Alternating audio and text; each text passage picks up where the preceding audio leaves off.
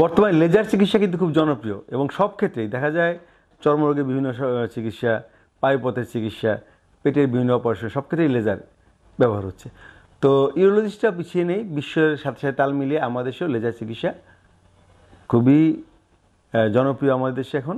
এবং আমরা holmium laser, thulium fibre laser, ND YAG laser ইত্যাদি আমাদের দেশে অহরহ ব্যবহার করা হচ্ছে। বিশেষত কিডনি, মূত্রনালী এই পাথরগুলো ভাঙতে, গুঁড়ো করতে লেজার খুবই জনপ্রিয়।